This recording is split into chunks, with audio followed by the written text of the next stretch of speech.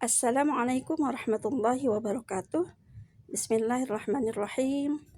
Alhamdulillah, pada sore hari ini saya berkesempatan untuk mencoba menjelaskan tentang aneka lafaz yang sudah dicatat pekan lalu.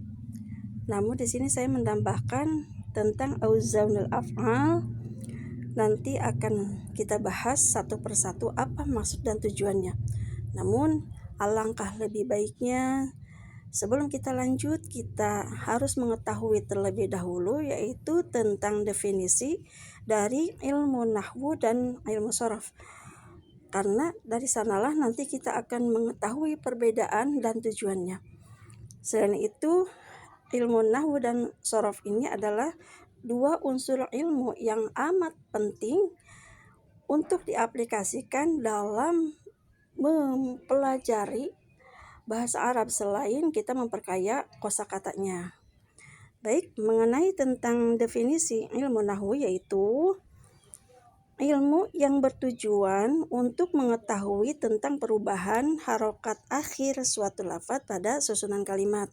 Seperti contoh, lafaz basmalah. Lafaz bismi dibaca kasroh. Kenapa dibaca bismi, bukan bisma atau bismu? Lalu lafaz Allahi. Kenapa dibaca Allahi, bukan Allaha atau Allahu? Demikian juga dengan Ar-Rahmani, Ar-Rahimi. Dibaca kasroh, pasti sudah ada hukum bacaan yang sudah ditetapkan sesuai kaidah yang berlaku di dalam ilmu nahwu. Untuk itu, walaupun seseorang yang begitu hebat, namun dia seandainya berani merubah-rubah suatu harokat akhir, maka jika hal itu terdapat yang sudah tercatat di dalam Al-Hadis dan Al-Quran, maka itu hukumnya haram, tidak boleh, kecuali jika terdapat kalimat tersebut yaitu dari kitab-kitab atau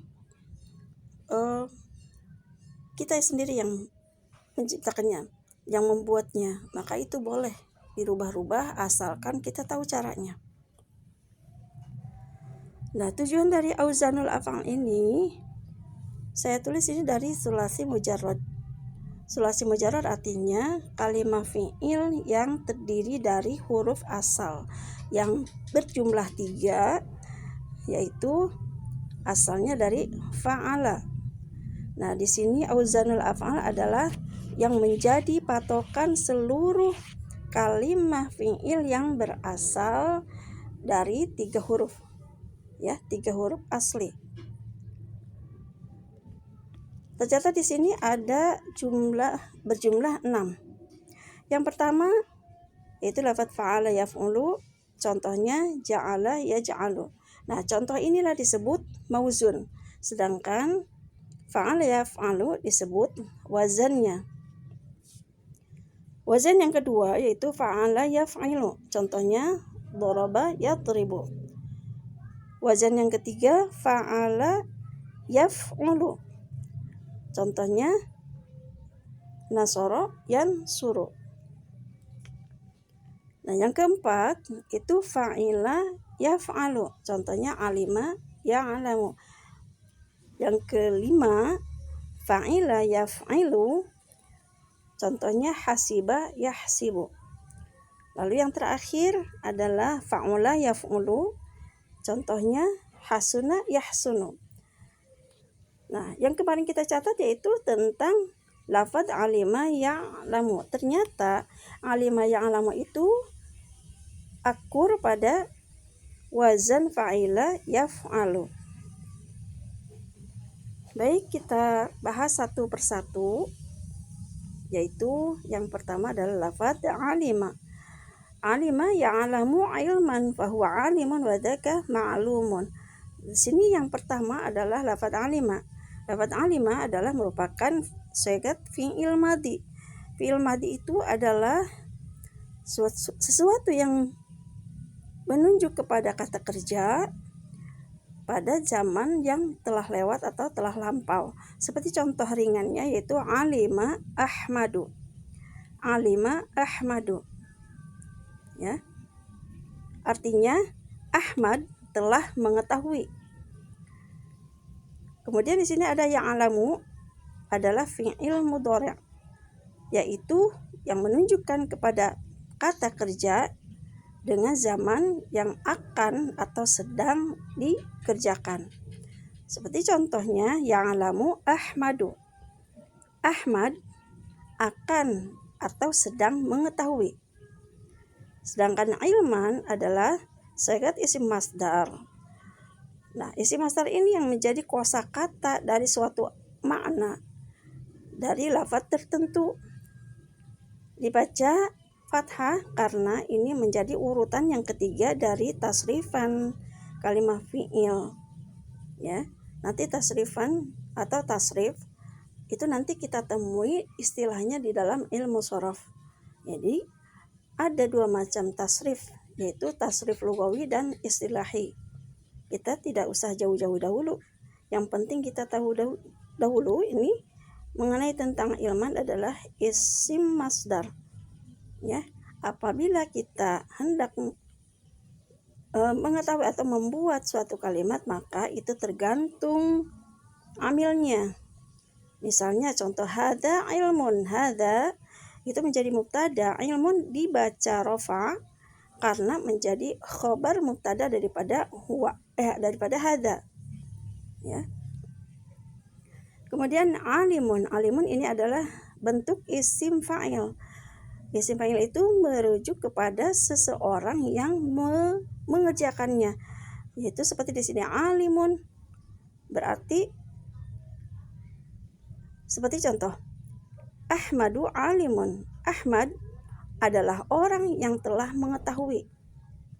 Kemudian ma'lumun. Ma'lum itu ism maf'ul. Isim maf'ul ini maknanya adalah sesuatu yang telah dikerjakan.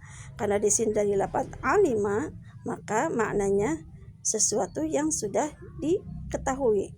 Maka bahasa-bahasa maklum itu sering kita pakai dalam bahasa kita sehari-hari. Jadi maklum, bahasa maklum itu berasal dari bahasa Arab. Selanjutnya di bawahnya ini kita lihat ada lafaz i'lam. I'lam adalah merupakan sigat fi'il amar. Fi'il amar itu adalah merupakan kalimat fi'il yang menunjukkan kata perintah. Seperti contoh i'lam ya Ahmadu. I'lam ya Ahmadu. Nah, karena di sini kita memerintah seseorang, maka seseorang yang diperintahkan itu berupa panggilan, maka di dalam bahasa Arab harus menggunakan ya nida. Artinya tambahan untuk atau imbuhan, bukan imbuhan, yaitu alat untuk memanggil seseorang. Ya, bisa dengan hamzah, bisa boleh dengan Ahmadu. Tapi yang banyak dipakai adalah memakai ya. Ini disebut ya nida, ya untuk memanggil. Nah, tadi contohnya i'lam ya Ahmadu. Ketahuilah olehmu wahai Ahmad. Jadi untuk memerintah Ahmad agar mengetahui sesuatu. Kemudian la ta'lam. La ta'lam ini adalah sigat fi'il nahi. Sebetulnya tidak ada istilah fi'il nahi di dalam ilmu shorof. Karena di sini masuk di awalnya atau ditambahkan huruf la nahi, maka disebut fi'il nahi, fi'lun nahi. La ta'lam ya Ahmadu. Jangan kau ketahui wahai Ahmad. Atau ya Umaru boleh. Ya, karena di sini merupakan larangan. Ya, an-nahyu itu larangan. Kemudian ada ma'lamun. Ma'lamun. Di sini dua lafaz yang persis sama bentuknya. Maka di sini disebutkan yang satu adalah merupakan ismul makan, yang kedua ismul zaman. Artinya yang pertama menunjuk kepada tempat mengetahui. Jadi ma'alamun artinya tempat mengetahui. Yang satu lagi ma'alamun adalah saat mengetahui. Kemudian yang terakhir itu adalah mi'alamun, adalah bentuk isim alat. Maknanya berarti alat untuk mengetahui.